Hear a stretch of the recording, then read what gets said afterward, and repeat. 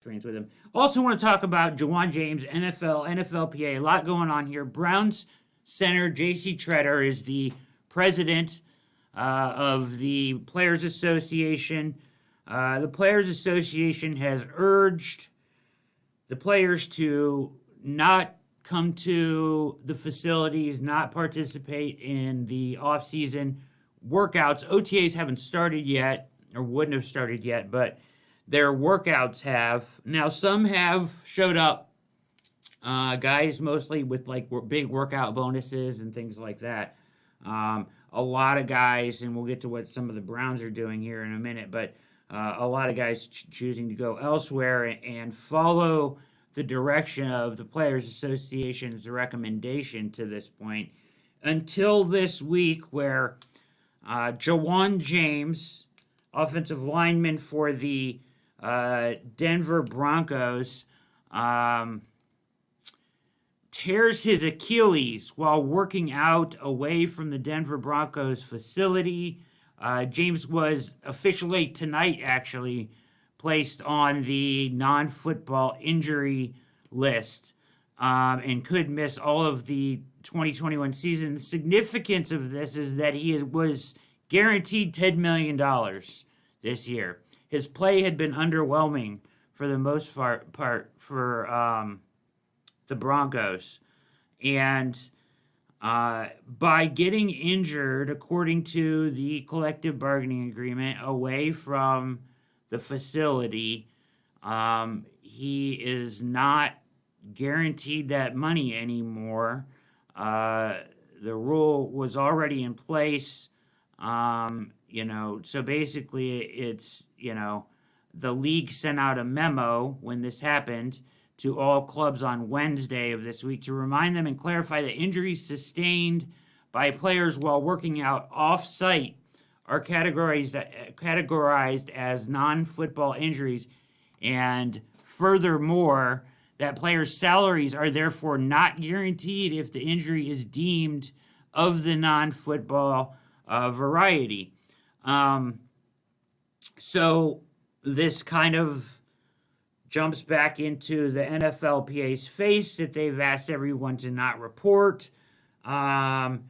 He's going to lose probably more than likely. The Broncos he's going to lose $10 million that was his. He was guaranteed $10 million this year. He also has received his full signing bonus. They'll probably ask for $3 million of that back. Just by showing up, and I found this interesting, just by showing up and working out at the facility, players receive medical insurance. So even if you don't have a bonus to show up and work out or whatever, by showing up at the facility and working out during this period, the optional workout periods, you are insured. So he will go uninsured by his team, will have to pay for his surgery, etc., and so forth, right? So the NFLPA's advice for guys to not show up to the facility, in my eyes, appears to not be a very smart one. And the reason they're doing it is because they want to kind of lash back at the owners. Now, they've kind of hidden this in pandemic protocol, is the reason they're not doing it. Well, NFL was pretty safe last year with pandemic protocol, and if you go get vaccinated, then you should be cool, right, to go in and work out at the facility.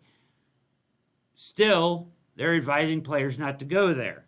A lot of them upset about the 17 games being forced down their throat.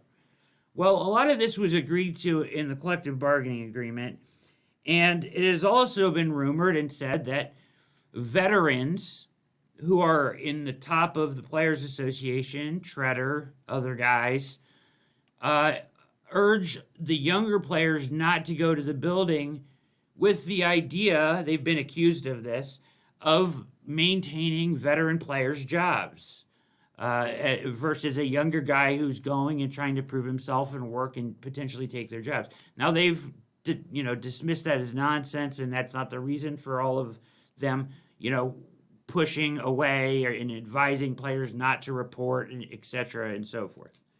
So when this memo came out on Wednesday, it was followed up on Thursday by an email sent out by the NFLPA. In this memo, the NFLPA calls the NFL gutless for using a player's serious injury as a scare tactic to get you to come running back to workouts. It's yet another sign of what they think of you, and also affirms that they simply want to control you year-round in any and every way they can, the NFLPA tells its members. Then comes the most important part of the email, which is deep into the message or further down in the email. Despite the open threat of a non-football injury designation, Jawan was working out to stay in shape under a program recommended to him by his coach, the email contends. This implies that the union may challenge the non-football injury designation in hopes to get him paid by the Broncos. And really, ultimately, it's up to the Broncos. And they can go into as much depth as they want and challenge this all they want. But it's pretty clear in the CBA and from people that I've talked to and asked about this situation that the Broncos have the right to not pay him at this point. If you get hurt off of campus, unless you're an Odell Beckham Jr. or a star player that they want to keep around, they're going to cut you, put you on the NFI list, and cut you and save that money. For the Broncos in a cap crunch year like this is $10 million freed up from a guy that they probably didn't really want to keep around anyways. As I said, his performance had been underwhelming since he signed his contract. He opted out last year.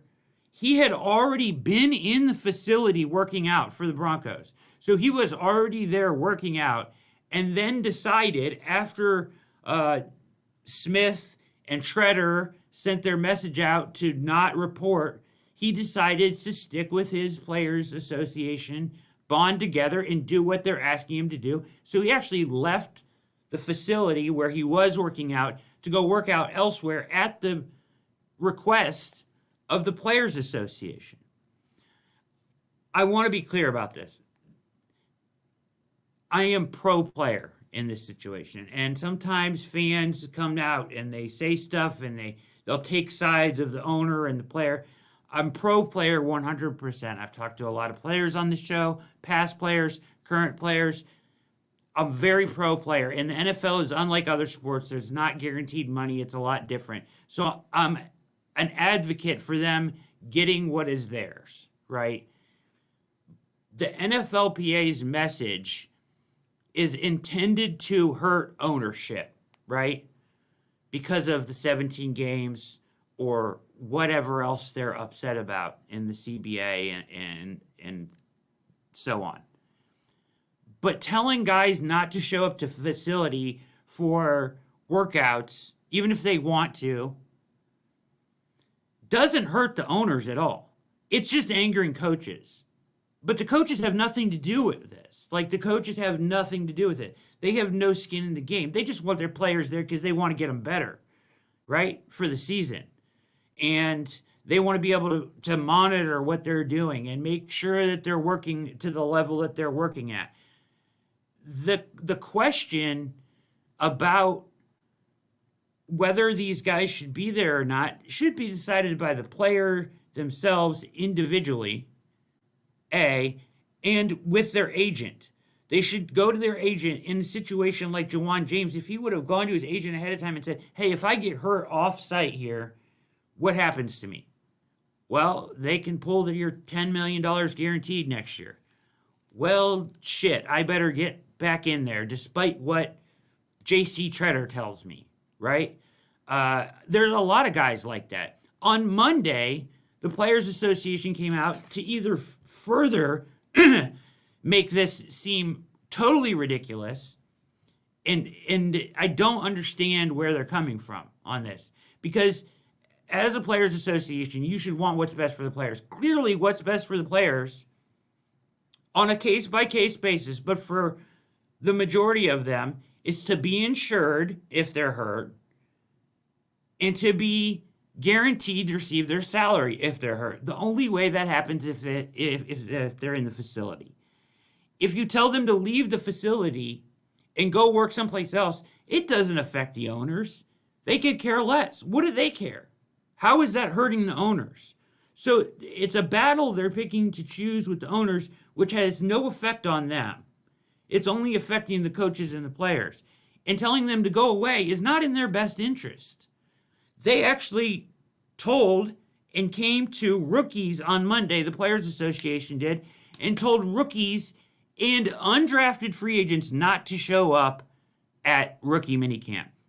How the hell is an undrafted free agent going to make a pro football team if he doesn't show up to rookie minicamp? That's the only chance he gets to make the team. What are you asking these young guys to do? This is the only opportunity those guys have to make the team. The Players Association is in a bad spot right now. I don't know what they're doing. Why you would advise players to do this makes no sense. If somebody makes that decision on their own, Odell Beckham Jr., he's going to work out on his own, do his own thing, right? That's his personal choice between him and his agent and etc., right? The majority of guys should make sure that they're insured by being in the facility and make sure they protect their guaranteed money by being in the facility. Not to mention, they have top physical care by the best trainers in the world, watching them do all of their stuff. They have coaches making sure that they're getting better.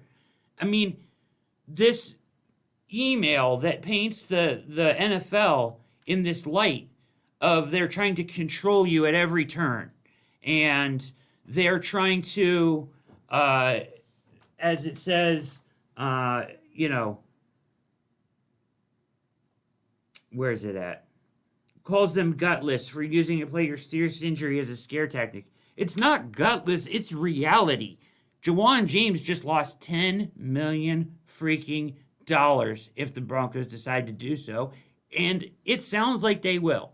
Everybody I've talked to says that they're going to pull this, and they're probably going to ask for $3 million of his signing bonus back. The NFLPA is misplaced this battle, and it's hurting the players. How can you ask rookies not to show up? How can you ask guys with guaranteed contracts that need to protect their families not to show up, make sure they're insured, make sure they get their money? I don't understand where they're coming from on this. And certainly it serves some of the people in the Players Association, maybe 4, 5, 10% of them, to not be there, to not have to do that, and to not have to worry about younger competition being in the building, etc. But that seems like a real motivation at this point, because I don't understand what the other motivation is. This is doing nothing to the owners. In fact, it's probably saving the owners money. They have to feed less people every day. As rookies, you come in, you don't have a place to stay in the city. You just got there. The team puts you up in a hotel for all of rookie minicamp. What, they're supposed to just not show up, try to make the team, not show up, try to learn and get ahead so they can have a shot to make the team, just show up to camp later, and the coaches have no idea who they are when they get this valuable mini camp and a place to stay when they don't have a place to stay in the city. It's counterproductive. It seems totally irrational that the Players Association would ask players to do this at this point. And it seems misdirected, misguided. I don't know. It just seems nonsensical to ask guys to do this. Once again, pro player, advocate of the players, get your money, make sure your money is safe, make sure you're insured, show up to the facility. And this Juwan James thing is a perfect example of it. And if there's any question, whether you should be there or not, you should at least go to your agent and say, what happens if? I don't go there in this. But the root of the problem is why the NFLPA is pushing for this.